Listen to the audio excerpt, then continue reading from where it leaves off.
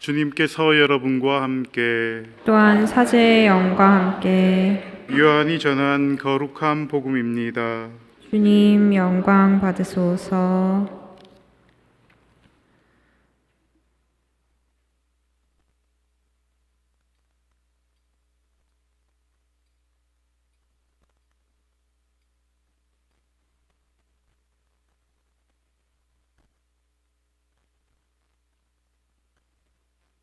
그때 예수님께서는 제자들에게 말씀하셨다. 이것이 나의 계명이다. 내가 너희를 사랑한 것처럼 너희도 서로 사랑하여라. 친구들을 위하여 목숨을 내놓는 것보다 더 큰 사랑은 없다. 내가 너희에게 명령하는 것을 실천하면 너희는 나의 친구가 된다. 나는 너희를 더 이상 종이라고 부르지 않는다. 종은 주인이 하는 일을 모르기 때문이다. 나는 너희를 친구라고 불렀다. 내가 내 아버지에게서 들은 것을 너희에게 모두 알려주었기 때문이다. 너희가 나를 뽑은 것이 아니라 내가 너희를 뽑아 세웠다. 너희가 가서 열매를 맺어 너희의 그 열매가 언제나 남아있게 하려는 것이다. 그리하여 너희가 내 이름으로 아버지께 청하는 것을 그분께서 너희에게 주시게 하려는 것이다. 내가 너희에게 명령하는 것은 이것이다. 서로 사랑하여라. 주님의 말씀입니다. 그리스도님 찬미합니다.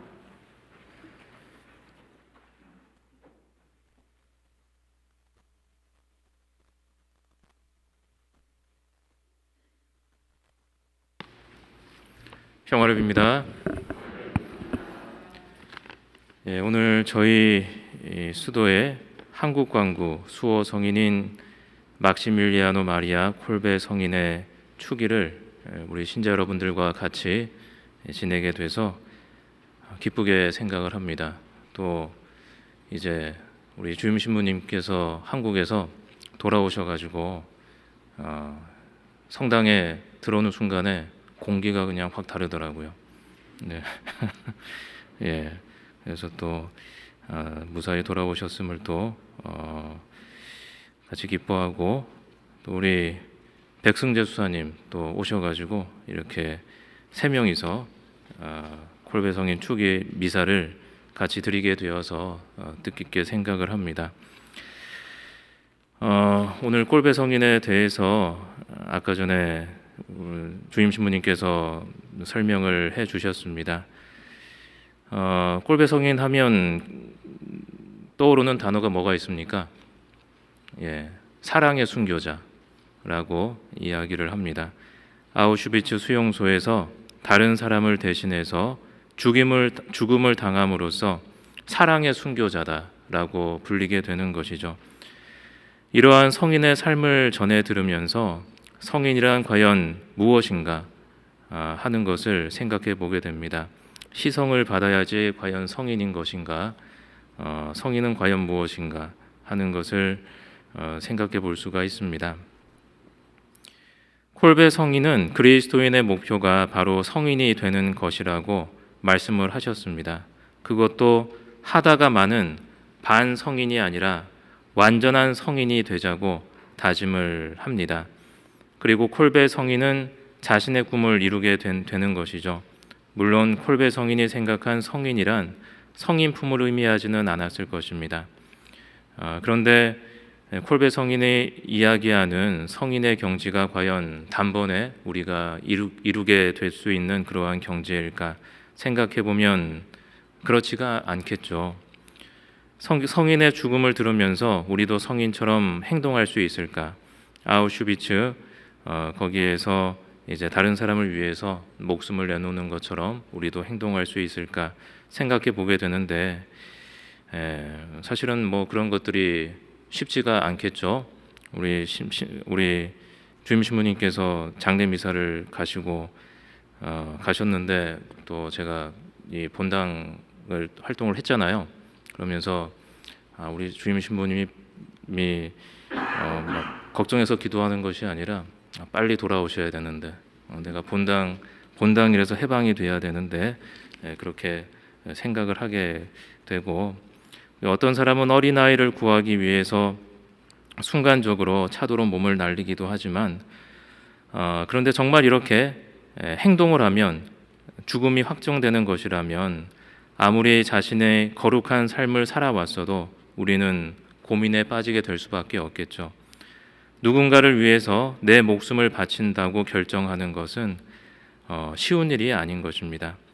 그런데 생각해 보면 우리는 사실은 매일의 순간마다 이러한 선택을 하는 그러한 기로에 서 있는 것 같습니다. 우리가 하는 선택의 기준이 되는 것은 무엇이 나에게 이로운 것인가 하면서 생각을 하는 것이죠. 오늘 미사 오시는 분들 중에서도 갈까 말까 고민을 하다가 그런 선택의 기로에서 어떤 분은 안 오신 분들도 있을 것이고 또 그렇게 오신 분들도 계시겠죠. 그래서 우리가 하는 선택의 기준이 되는 것은 무엇이 나에게 이루어진 것인가를 이제 생각을 하는데, 그리스도인으로 우리는 무엇이 선하고 무엇이 악한가, 하느님이 원하시는 것은 무엇일까 하는 것도 이제 생각을 해야 된다는 것입니다. 처음에는 나에게 이루어진 것이 무엇인가 하는 것을 생각하지만 점점 우리가 믿음이 강해지고 그렇게 되면 나중에 가서는 나에게 이루어진 것이 아니라 하느님께서 원하시는 것은 무엇일까 하는 쪽으로 옮겨가지 않을까. 그래서 대부분의 경우 선한 것을 선택하게 될 때 나는 어느 정도의 사실은 손해를 감수해야 되는 것이죠. 사마리아인의 선택을 생각을 해보면 그는 죽어가는 사람을 도운 대신에 시간과 돈을 잃어야만 했던 것이죠. 가족도 아니고 생면부지의 사람을 구하기 위해서 그는 불이익을 감수를 합니다. 이것을 또 영과 육의 싸움이라고 표현할 수가 있겠죠. 개인이 성화된다는 것은 아마도 이러한 선택에서 자신의 욕망을 누르고 선을 선택해온 결과라고 할 수 있을 것입니다. 이러한 선택이 차곡차곡 쌓이게 되면 이제 콜베 성인처럼 죽음을 당당하게 받아들일 수 있지 않을까. 하느님을 위해서 그리고 이웃을 위해서 그렇게 죽을 수 있지 않을까 하는 그런 경지에 다다를 수 있지 않을까 생각합니다. 선을 선택한다는 것은 성령을 따른다는 것이고 그것은 하느님을 향해 나아가고 있다는 것입니다. 육을 따르는 것은 내 마음대로 나 자신을 위해 움직인다는 것이고 우리 자신의 의지를 따른다는 것이죠. 그런데 육을 따르게 될 때 처음에는 그것이 나에게 이로운 것처럼 보이지만 우리는 상처를 입게 되고 또 이 세상에 상처를 남기게 된다는 것입니다. 그리고 이 세상에 남긴 상처는 바로 우리 가족과 나 자신에게로 돌아오게 됩니다. 한국에서는 지금 어떤 무차별적인 거리를 가면서 묻지마 살인 같은 경우가 가끔씩 발생을 하죠. 또 미국에서도 마찬가지입니다. 죄 없는 아이들이 이제 총을 맞고 학교에서 쓰러지는 경우도 많습니다. 그 죄악에서 우리는 아무 상관이 없다고 말하지만 그것이 바로 우리가 세상에 남긴 상처의 결과인 것이죠. 그리고 또 우리 마음속에는 많은 미움이 있는데 그것을 넘어서기 위해서는 단순히 참고 인내하기보다는 선한 일을 함으로써 그것을 극복할 수 있다는 생각이 듭니다. 프란시스코 성인이 그토록 나병 환자를 싫어했는데 그 마음을 극복하게 된 것은 나병 환자를 껴안고 입을 맞추는 행위를 통해서 그것을 극복하게 되었습니다. 그가 그렇게 행동하자 그렇게 싫어했던 마음이 너무나도 감미롭게 변하게 됐던 것이죠. 바로 그의 마음이 그가 한 행동으로 치유가 된 것입니다. 아담이 범한 원죄가 모든 인간에게 내려온다는 사실과 그 죄를 없애기 위해서 예수님께서 십자가에서 돌아가셨다는 것은 우리에게 많은 것을 알려주고 있습니다. 이 세상의 악의 굴레는 너무나도 거대하며 그 죄의 사슬은 우리 모두와 함께 촘촘히 끊임없이 연결되어 있다는 사실입니다. 의인의 죽음이 그 사슬을 끊어내고 우리가 매일 하는 선업이 이 세상의 악을 끊어버릴 수 있는 그러한 힘이 된다는 것이죠. 우리가 하는 선한 행위가 바로 우리의 마음을 치유하게 됩니다. 그토록 어둡고 무서운 세상에서 콜베 성인의 죽음은 더 밝은 광채가 되어 우리를 찾아오고 우리도 그 빛을 따라 살아갈 수 있는 용기를 주지 않나 생각합니다. 오늘 콜베 성인의 축일을 맞이해서 이 세상을 살아갈 수 있는 용기를 하느님께 청하면 좋겠습니다.